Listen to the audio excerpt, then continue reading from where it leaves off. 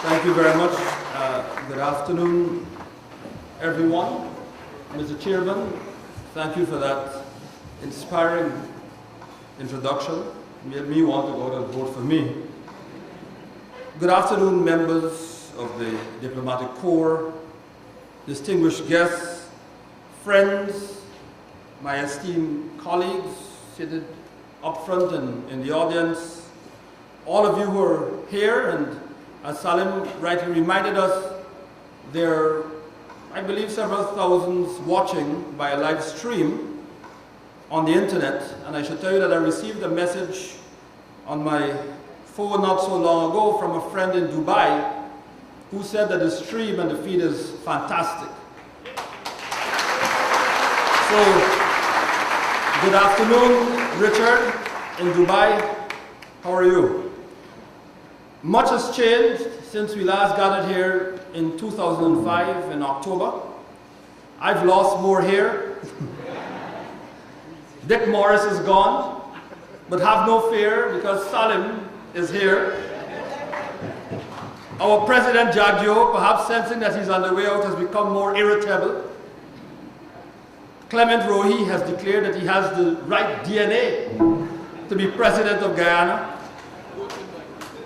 James Bond has given up his gun and has now become a candidate for the People's National Congress reform. And Michael Carrington has been named the People's President. Congratulations. We Guyanese are a remarkably resilient people. And it reminds me, and I know Sace reminded us just a few days ago about the Desiderata. Despite all of the drudgery of this world, it is still a wonderful place. This afternoon, I'm using some new technology which my friend David has introduced me to. We are gathered here on this good and bright Saturday afternoon, the 29th day of January in the year 2011, to officially launch the electoral campaign of the Alliance for Change. Many are going to ask, why now? And I'm saying now that it is because we know that the early bird catches the worm. In fact, we cannot wait any longer. We are impatient because we know what destiny lies ahead. This afternoon's event is really the completion point of one form of our campaign, another stage on our journey, and the commencement of yet another. Since the elections in 2006, we have been busy not only fending off the slings and arrows that were rained down on us, as Nigel reminded, pepper sauce, personal attacks, members of our party were harassed, run out of jobs, had to quit. I've had the Inland Revenue dug on me many, many times. Every day there's a new envelope. But the truth is that they're not going to scare us. We are here. When many said that we would never make it, we are here.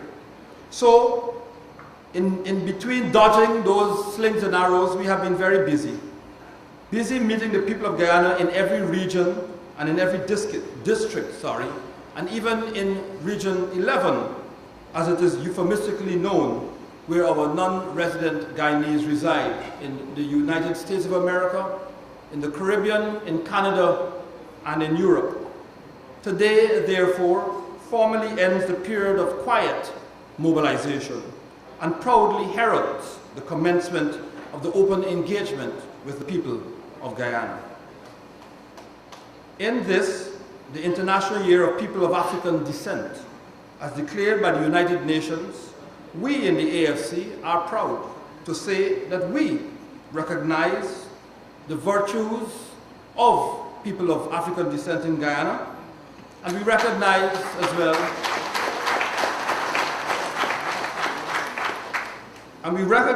well an oft-quoted West African proverb which states, and I quote, that the path is made by walking, end of quote. Simple but profound.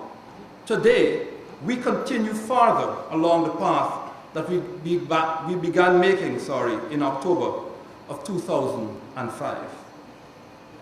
My task, I'm told this afternoon, is supposed to be a simple one. But yet, if I may be permitted, Mr. Chairman, to say, I believe an important one. And that is to send a team led by Kemraj and Sheila into the race and to seek on their behalf the endorsement of the people of Guyana.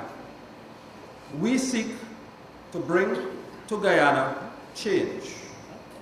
The kind of change in which our society sees the establishment in our lifetime of a just, equitable, and unified, democratic, developed state. This was our founding vision in 2005, and it remains our permanent vision for today and tomorrow.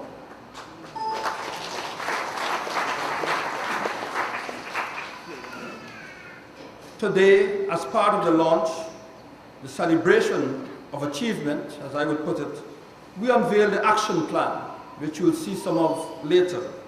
The upgraded version of our 2006 model.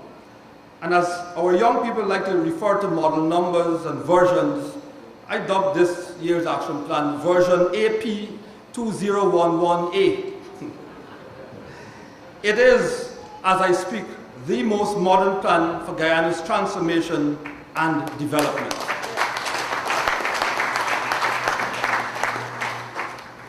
I am proud of this document in all of its parts, and particularly proud of the aspects that speak about governance, including the removal of the executive presidency, on youth, on public safety and security, on hinterland development, and on mining and the environment. This is a work in progress, very much like a painter's canvas. And so in the weeks ahead, we intend to engage you, to challenge you, and to be engaged and to be challenged by you on our vision and plans as we seek to produce a document by the date of election, not a manifesto, but rather the very blueprint for government when we take office. So I repeat the words that I used in the foreword, which some of you may have already read, and I quote, "We recognize that there are areas that will require improvement, and we encourage you to read this with a critical and patriotic mind, and to share your ideas with us so that we can have an action plan that meets the highest standard of scrutiny and consultation," end of quote. We are not ashamed to seek the people's help in crafting a plan for them, and refuse to do as others have done for decades before by presenting a manifesto mere weeks before the election. We believe that that is wrong, and so we depart from history today. Instead, we give the people the right to say to us, listen to what we say and do as we ask. Before I close, I wish to say something on alliances. The AFC today, by this wonderful demonstration of its launch, is not just demonstrating that we have the capacity to survive and to thrive, but moreover, we are demonstrating, on the contrary, that we are saying to others to take a good look at us, to assess us, to weigh us, to measure us, and to see what it is we stand for. These are beliefs. These are our objectives. These are our fundamental principles. These are some of our members. Our party was not formed to be a cloistered and closed place of elites, but rather our very name suggests that we believe that alliance building and partnerships are the very core of our existence. In the weeks ahead, therefore, I propose to become very actively involved in pursuing the precise mandate of the National Conference, to probe, to assess, to weigh and to scrutinize others from near and afar, to see whether we can put aside our personal fears, our differences, our ambitions, our prejudices, and be bold and patriotic enough, embracing to build the best team for Guyana's next government.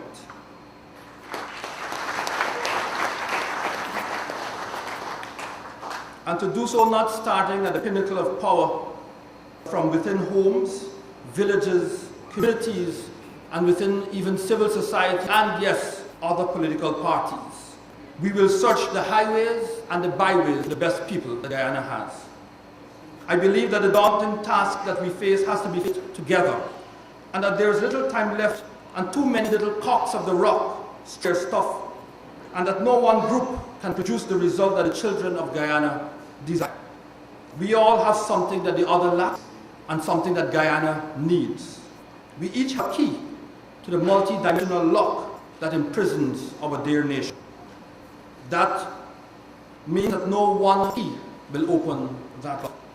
It is time to put all quarrels aside and to ask our neighbors and our friends to join with us to help. And who remembers the old adage that says, "The enemy of my enemy is my friend"? Let us not forget it. Continuing, Mr. Chairman, in the vein of things African, there is another African proverb that instructively points out that, and I quote, "He who forgives ends the art."